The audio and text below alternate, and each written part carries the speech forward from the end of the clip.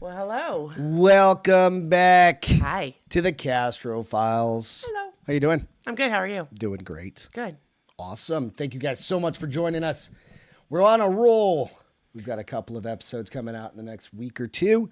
Yep. Thank you guys so much for joining us again. We appreciate it. It's fun getting back into the Castro Files. I love these stories. Some of the creepiness of it, right? Yeah, And they're fun. I think the one that I have today hopefully will creep you out a I'm little excited. bit. It's a good story, but it really hang in there because it's really at the end that you're going to be like, what the hell is going on with this? So, all right, I'm going to jump in.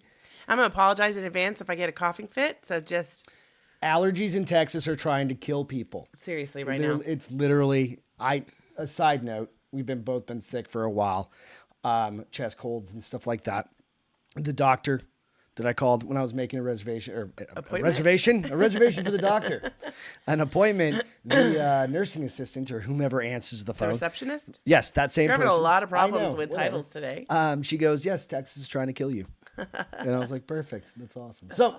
Again, bear with us if you hear a little... throat clearing and coughing? Yeah, we'll be good, though. So, thanks again. All right, my story is from a creepypasta. Okay. My new neighbor might be Satan. Oh, my. Written by Maximilian Alexander. Okay. All right, you ready? Yeah. All right.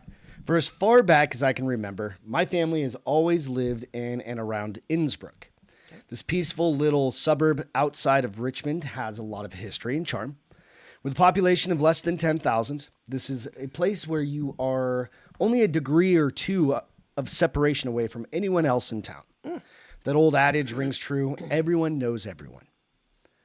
My husband, our two adopted children, and myself lived in a 2-story colonial red brick with white trim. Okay. Having a well-manicured and maintained yard near Cox Road, one of the two main roads that went through the small slice of heaven.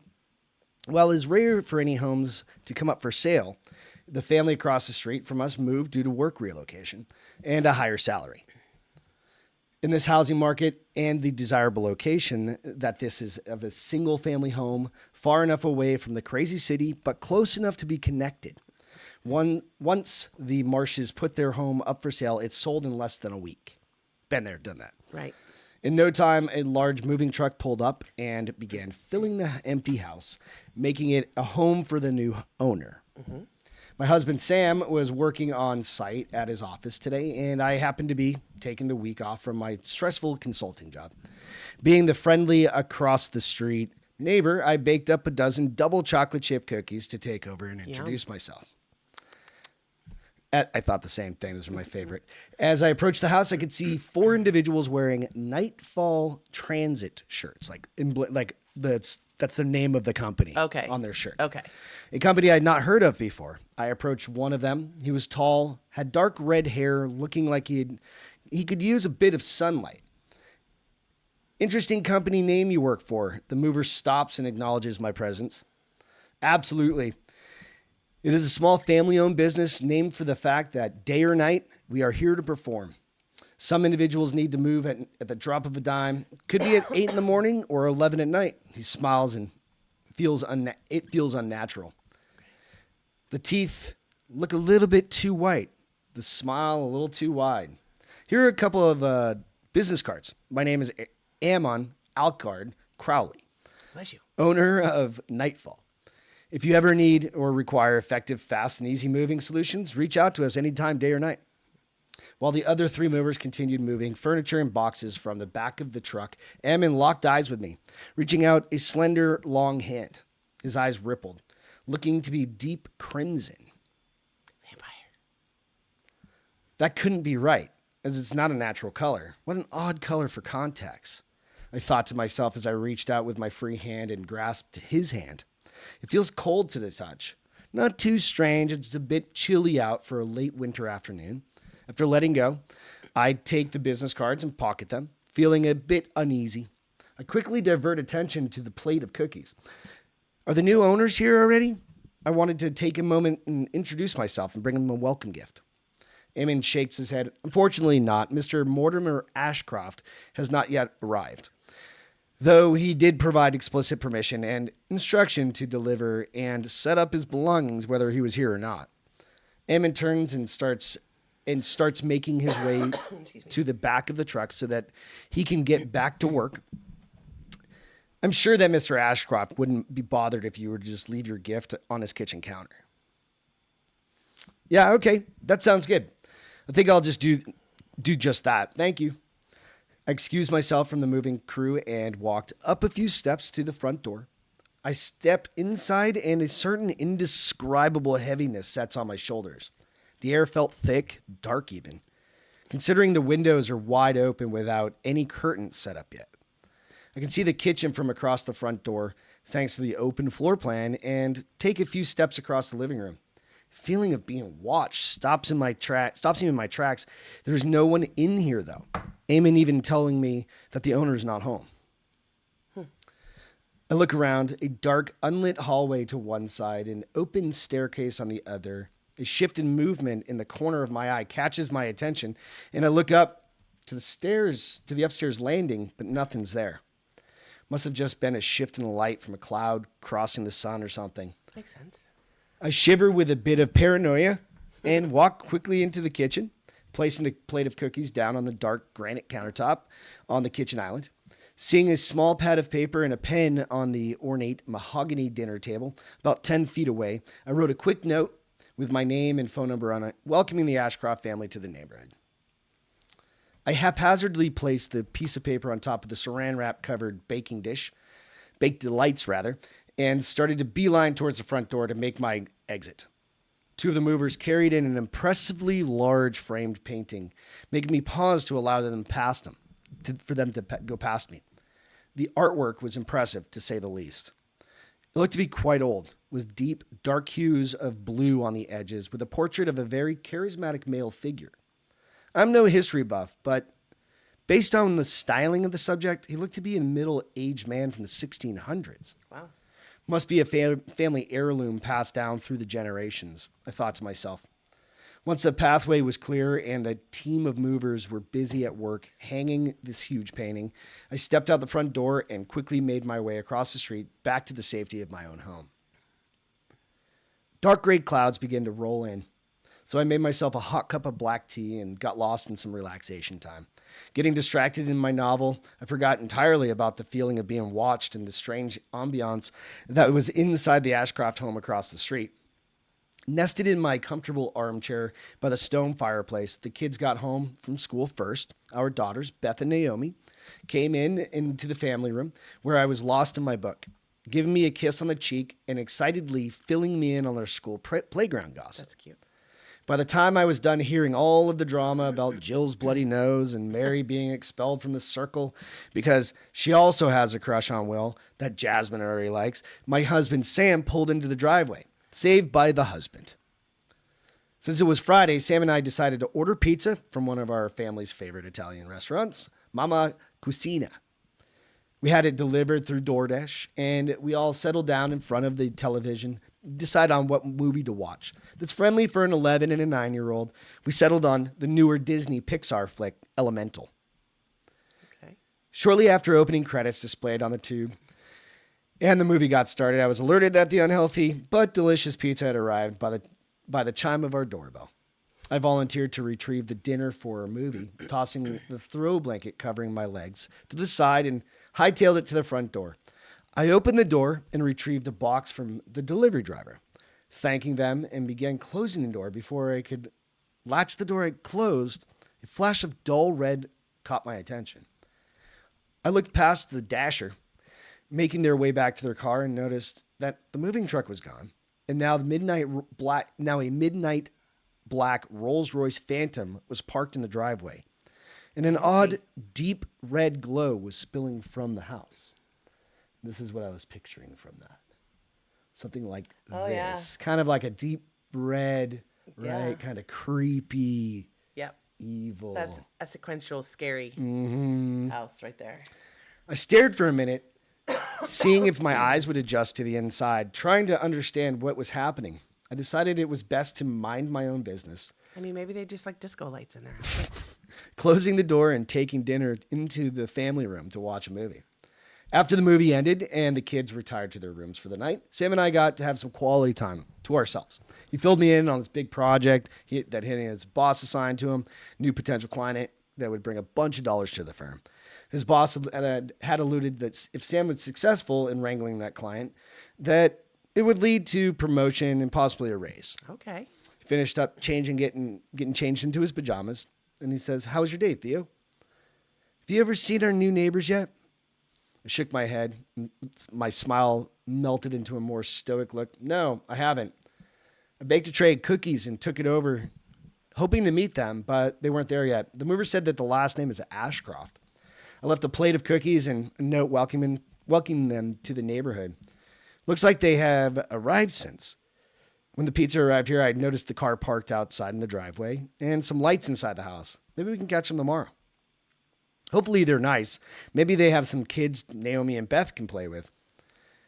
As if they need some more," Sam said, grinned widely, his sarcastic nature always peeking through. "Exactly what we need, Sam. More kids coming in and out of our house, emptying our pantry and making messes." I started to chuckle a bit, getting under the comforter and making myself cozy. We got settled into bed and I turned off the lights. Before closing my eyes, I noticed that the soft red glow I'd noticed coming from the windows across the street was bleeding into our room. I stretched out my legs, laid on my side, and closed my eyes, falling into a deep sleep. I opened my eyes suddenly and sat up with a feeling of dread and panic. A flashing of light followed by a rumble of thunder quickly illuminated the bedroom. I noticed Sam was not in bed, just me. With my senses heightened, I sat up and listened, trying to allow time for my eyes to adjust to the dark. A chilling breeze drafts across my back, followed by the sound of muffled crying. "Sam?" I called out. "Are you all right?" The bedroom door creaks open, a dull red glow pushing from the hallway. I slipped my feet into my slippers and wrapped my fleece robe around myself to counteract the freezing air that had invaded our home. I hear a quiet sobbing turning into borderline wailing. Wow. I walk to the doorway, peek my head out, looking both left and right down the hallway corridor. "Sam, where are you? What's wrong?" To me, it looks like as though the hallway stretches out and the dim crimson illumination only began being bright enough for me to see about 20 or 30 feet ahead, then pitch darkness. While this should have stood out as odd to me, seeing as the hallway in our house is not that long, I was more determined to find Sam and help him out. I hear sobbing again. It sounds as though it's coming from the right side, so I start softly walking to the right to find him. This direction is where the kids' rooms are. And my story just jumped. Hang on. Do do do do do do do. Don't you love that? Yeah, All right, there we go. Okay. This direction where the kids' rooms are. Why would he be in either Beth or Naomi's room? As I make my way down the passageway, a sanguine-colored lightning throbs in and out. Finally, after what feels like a solid 10 minutes of walking, I can see the doors to both Beth and Naomi's chambers. The rooms are positioned at the end of the hallway. Naomi's on the left and Beth's on the right, with a third wall with a picture window looking out. Perched underneath the console table that sits in the very front underneath the window, I can see a very pale, gangly person curled up in a fetal position. Okay, that's not creepy. Their chest heaving in and out like they're hyperventilating. I can't make out who it is, though. It doesn't look like anyone in our family. I approach the figure, kneeling down and reaching out to touch them on the shoulder. Before my fingertips make contact with their body, the creature whips itself around and positions itself on its knees, getting right up in my face and screams an ear-shattering scream. The creature is as white as a ghost, no eyes, and its face elongates to scream. The skin breaks apart, and from where the mouth should be, tearing holes that open up into pitch black void in an alabaster skin. Holy crap. What, he dropped some acid before he went to bed? Holy shnikes. I stumble backwards in surprise, catching myself and standing up to turn around to flee. As I get turned around, I am now in my older daughter, Naomi's bedroom. Only the bed and the bedside table are illuminated. Naomi is laying in bed, looking perfect like a porcelain doll, and Sam is on his knees at her bedside. He's bent over, head laying on the bed next to her, bawling. Sam, what is happening? In between racking sobs, he responds with a very scratchy sounding voice. You did this. You brought this into our house, into our family. Sam grabs a handful of the blanket covering Naomi, squeezing it in anguish. I don't know what you're talking about. What did I do? What did I bring? Before I could finish asking, Sam bolted rigid straight. He sat there, still and silent, for about 5 seconds before bending straight back. A sound of bones popping and making my stomach crawl. Scorpioned himself. While You did standing this, up. you did this, you did this, you did this, Sam kept shrieking over and over. His eyes rolled into the back of his head. The only thing that I could see was the whites of his eyes. Blood began streaming out of his ears, nose, and mouth. I reached up and clasped my hands over my ears, turning around to exit the room. I found myself now standing in front of our fireplace with a dramatic, high-backed velvet chair. In the blink of an eye, Okay. the pyre inside it ignited into life. The radiant warmth felt nice, casting shadows from the chair and myself across the floor. I took a step closer to the fire, trying to peek around the back of the chair to see who, if anyone, was sitting in it. I was startled by a deep, smooth voice. What is the one thing in this world that you want the most? I don't know what you mean, I responded. Whatever you want most can be yours. You know what you need to do. Rumpelstiltskin? Hello? The mysterious voice stated. I walked forward and looked over the side of the chair, met with a shrieking, blood-oozing face of Sam, mere inches from my own. You did this! I awoke terrified, drenched in a cold sweat, heart pounding. It was still dark out. I grabbed my phone and looked to see the time. It was 3:13 a.m. I knew it was going to be 3 o'clock. I talked myself down, realizing it was just a nightmare. I laid myself back down, trying to get some sleep, which ended up being a failure. You think? Hello? After another few hours, I resigned myself to being tired through the day.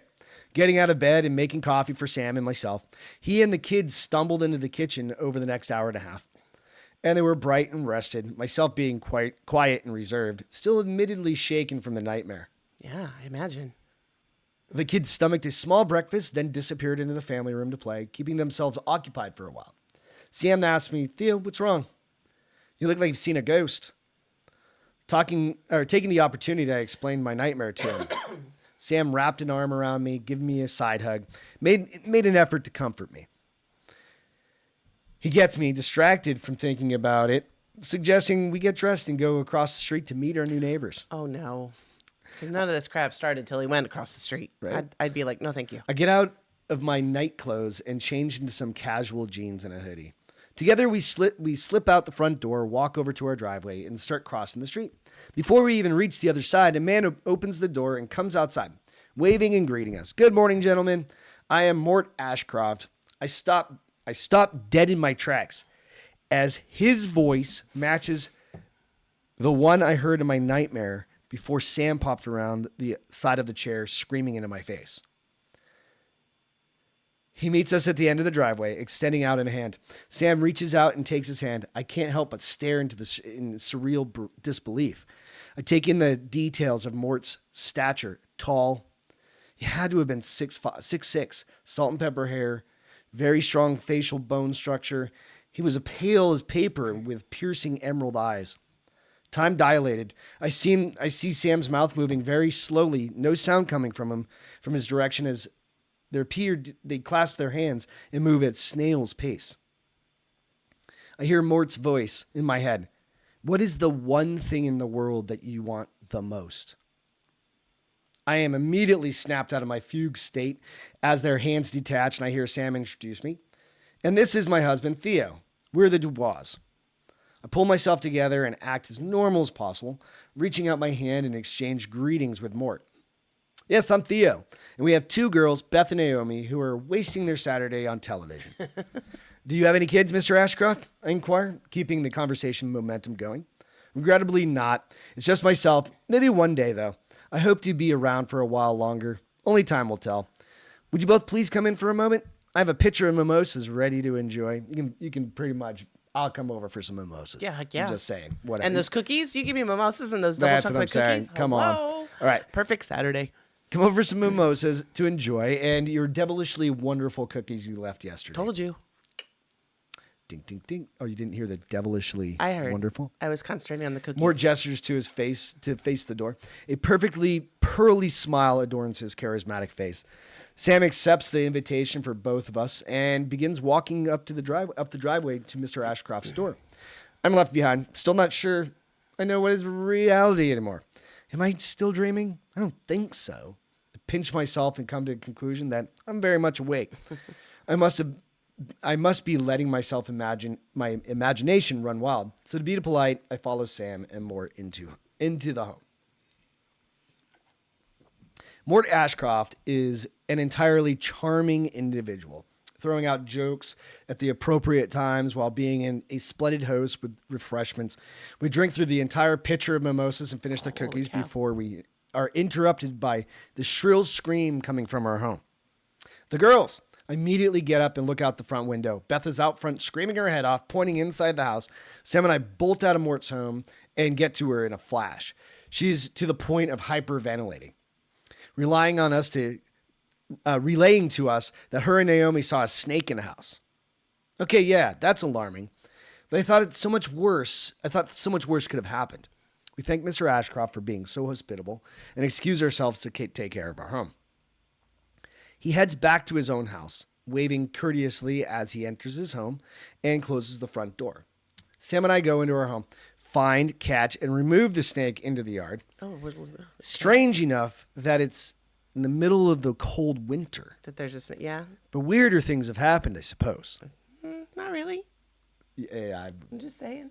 The rest of the day went fairly routine for a Saturday. Naomi got into a fight with Beth because Beth had taken Naomi's hairbrush. Sam made a succulent roast, which I had to tease him about it for being dry. The kids went to their rooms and to talk and to text their friends about the woes of weekend homework. Nighttime came, slumber took over the neighborhood. I'm awakened to the familiar sounding voice. You can have your deepest desire for a small cost. My eyes popped open. I immediately recognized that I was not in my head, and I was not in our bed. Okay. I was laying on the floor in the living room in front of the couch. I sit up, looking for the source of the voice that awakened me. It sounded too real. My rattled brain taking a moment to realize that I'm not in bed, where I fell asleep. I heard the sound of glass breaking, making me stand up quickly. I noticed in my rigid position the symbol that I was laying on, a flash of lightning illuminating the living room. I'm quickly made aware that the symbol is everywhere, on the walls, all over the floor, on the furniture, even weird. It looks like and smells like it was drawn in blood of some sort. Ew. As the light dies out from the lightning, 5 candles erupt into flame, positioned around the symbol I had been standing in the middle of. I hear Beth shriek an ear-shattering scream. In dad mode, I bolt out of the living room and push my way into Beth's room. I'm met with an office space. Dramatic blood-red curtains frame a large picture with an oversized oak desk in front of it. Mort Ashcroft sat in the chair on the other side of the desk from me, motioning for me to take a seat in the vacant seat. Where's Beth? Mort chuckles. Worry not. She is safe and sound, asleep like a little babe. She is merely having a bad dream. That is why she screamed out. Why are you here? In her room. I choke out, tears starting to fill my eyes. Mort stares into my soul, his poker face unnerving. He blinks, his eyes changing from bright violet into a matching blood red of the curtains. You did this. You have a desire. I have an answer. It is a simple quid pro quo. Nothing more, nothing less. What did I do? I lose control, screaming out. I want to jump over the desk and start shaking Mort. I start shaking, though, and decide to slump down into the chair right next to me. A condescending yet wicked-looking smile crosses his face. Well, that's a $100,000 question, isn't it? You were a good neighbor. You were. You got my attention, which is fortunate for you, unfortunate for someone else. Mr. Ashcroft reaches his hand into his jacket pocket and pulls out a black remote control. He presses the button and the floor opens. Howls and screams fill the room, making me sick to my stomach. A wave of heat hits me in the face as I realize that I'm looking into the pit of hell. Yeah. Flames lick up into the air from the pit. I am able to make out tortured faces in the flames. I can even start hearing individual pleas for help. You're dying, Mr. Dubois. You know it, but haven't told anyone in your family yet. You're afraid that this is where you will end up, which I do say the chances are looking mighty good. Yikes. So many skeletons in your closet. He snaps his fingers.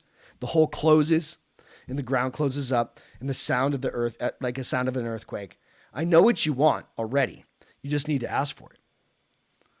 I feel a hand on my shoulder, turning my head. I'm shaking to see that Beth's standing there. Her eyes are missing, mouth sewn shut, and her chest is hollow cavity with ribs cracked open and spread out. Boils and blisters cover her skin, and half of her hair is singed off. My goodness. I wake up.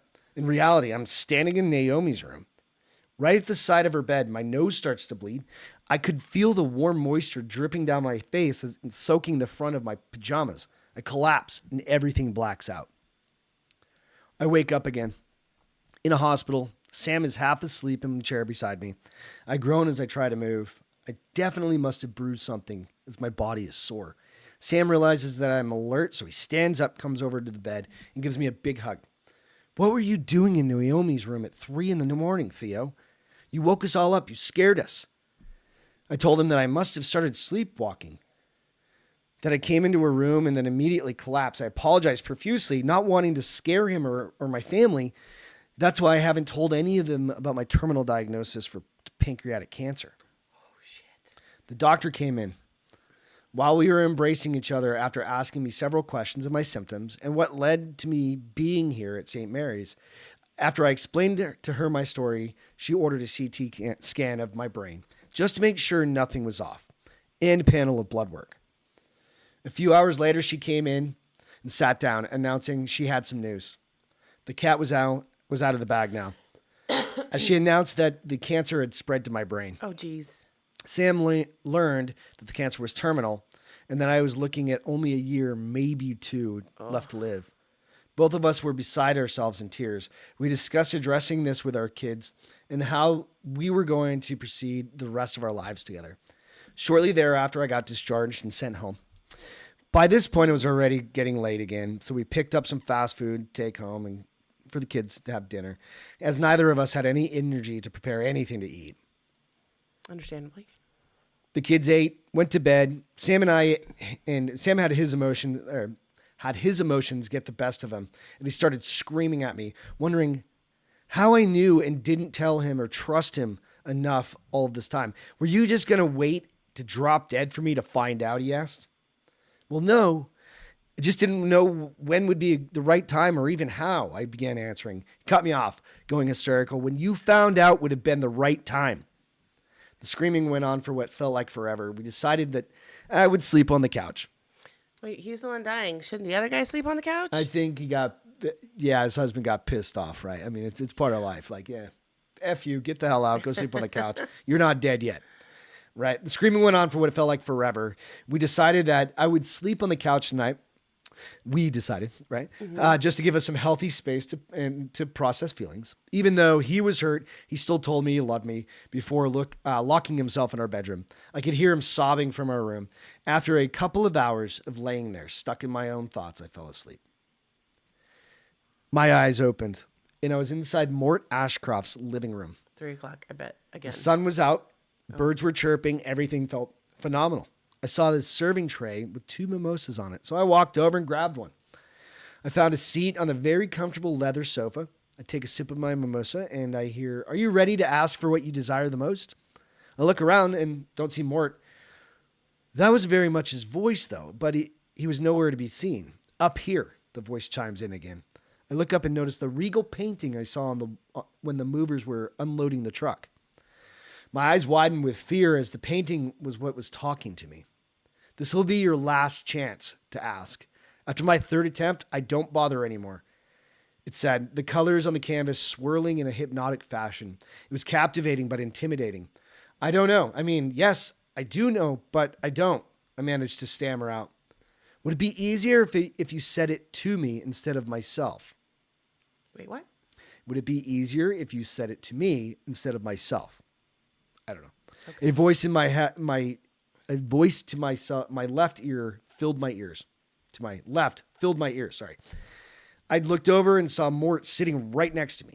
While still feeling the watchful glare of the painting, either way, you are talking to me. That painting is just a little something I had commissioned by a certain Leonardo da Vinci. I may be old, but I'm still proud of how I aged so well, Ashcraft chuckles. Wait, are you? My mind couldn't think of the word I was actually thinking. Instead of what came out was an angel? He looks side to side as if looking to if anyone was here with us listening, then smiles in response. Something like that. What do you want? I start crying. Knowing my time is limited, I don't want to die. I want to live. I have cancer, and they are only giving me. Mort raises his hand, stopped me from going into rambling tirade. You want to beat cancer. You want to live. Well, I can give that to you for a small cost. Nothing is free, Mr. Dubois. Small my ass. What does it cost? I managed to get out, wiping the tears from my eyes, feeling a little bit of hope.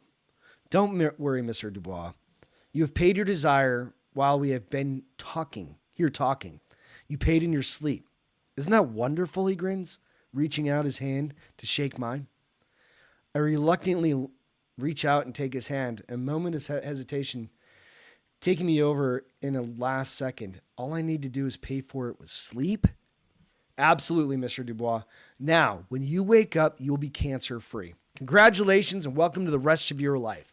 He stood up and walked to his doorway. He opened the door and motioned for me to exit. Now, if you'll excuse me, I don't mean to be rude, but I have another engagement I need to take care of this day. So I gather myself, get up and walk out of the house. I'm surrounded by bright, warm sunlight. It feels amazing on my skin. I hear the door close behind me and I turn around. It's been a week since I woke up in our room. I was standing by the side of the bed. You ready for this? Sam lay dead under my hands. I strangled him to death. Blood was running out of his eyes from the pressure I had put on his throat. I screamed the most blood-curdling scream I could muster. I was covered in blood with no recollection of what had happened. I saw the clock. 3. It was 3:30 a.m. I ran out of our room, and I saw the girls' bedroom doors were open. I found Beth folded in her closet, her eyes cut out, and her chest sliced open, an empty cavity gaping at me with her heart and lungs making a trail of blood and gore from her bed to the closet. Naomi was in her bed, her throat slit, laying in a pool of her own blood. Holy shit. I grabbed the keys to my vehicle and got out of there with just my wallet and a pair of clothes. I needed to get my story straight before they caught me. I needed people to know the truth. I am not a killer. It was not me. It was something controlling my body while I slept. It has been 5 days since I left our house. I'm in deep mourning and have not decided if I should end my own life or take prison time. The story has been all over the news, reports of police and state marshals looking for me. I called in a tip to the local police that I'm hiding out in a seedy little motel outside Philadelphia. I can see the lights coming down the road and hear the sirens. Please be careful of new neighbors. Sometimes they're not quite what they seem. It's 8:57 p.m. and we are getting new reports that the suspect from the Dubois homicide case has been apprehended in a no-tell-motel north of Philadelphia. Police and sheriffs arrive shortly after 8 to Theo Dubois locked in his room at his den of iniquity. The reporter and a woman in her 40s looking coiffed and caked with makeup to try and improve her appearance on HDTV continue to recite. The suspect threatened to take his own life if his demands were not met. He went on to scream incoherent things about the devil and a man named Mort Ashcroft. Our affiliates in Virginia will continue to look into this, as this is a new detail into the case. Allegedly, this Mr. Ashcroft just moved in across the street from the Dubois family and is being identified as a person of interest. As of now, there is no record of anyone purchasing the home, and it's still listed on the market. She turns her head to look at another camera before continuing to report. Theo Dubois did attempt to take his own life using a firearm to shoot himself in the head. The suspect did survive miraculously and is expected to recover fully. Stay tuned with us here at WDVL as the story continues to develop. Wait, what? WDVL? Devil. Double devil? Devil. DVL. Yeah. With a sinister chuckle, Mort turns off the television that is mounted on his new home as he sees his new neighbor walking up the driveway to introduce themselves in a warm, tropical Miami suburb. That's horrible. People are trying to be nice and he's making them kill people. The devil is out there. And this is what I was picturing. The first creature? This would be him if his Well, earthly body I see this as the thing that was at the melted hallway. away. Something like that, The right? hallway where he saw the gangly creature. Something like that, right? I'm like, Excuse me. So yeah. And then I imagine him being as handsome as the guy that plays the devil on that Fox show. Oh, whoa. I know which one. Yeah, I can't Can't remember. think of the name of the show, Yeah. but yeah, very handsome, very debonair. Debonair. Born in the 16 or whatever movie. I don't- But he's the devil. I don't understand why he did that to him. Because he's the devil. I know, but all Got he did was cancer. take him cookies. He was quite kind. The devil comes in many different... So when he said Ways, I you guess. do it in your sleep, he just required him to kill his family? He was doing it while he was That's talking what I'm saying. to him. His return in payment Was 3 souls. That's horrible. Isn't that gnarly? I don't like that story. It was sad. Not really. I liked it, but Oh, it's angry. it's angry. It's angry. Yeah. Urgh. Like when I don't like the end of a movie, angry. It was a good story though. You liked it? Yeah. All right, good. Yeah, I hope you guys liked that one. It was a little longer, but go out, check out the Castro Files out on iTunes and Spotify. Give us a review if you don't mind. If you're It's gonna be- listening to this, go ahead. It's going to be on Under the Bar is Open with Beth and Greg. That's where we post all of our other shows as well, but you can find these out there. And then If you were listening along on Spotify or a iBean or one of those, you can see the pictures. iBean? I mean, what is it? What? iTunes. No, yes, iTunes. What's the other- Podbean? Podbean and Nobody- iTunes. But if you're listening on those, you can see the pictures on our Instagram page. Yep, out at Castro Files. Yep. So go and take a look Go there. check out that too. Trying not to cough. That's okay. I know. It's Texas is trying to kill us. We talked about that. All right. Thank you so much. We will catch you next time. Bye, Have guys. a great one. See ya.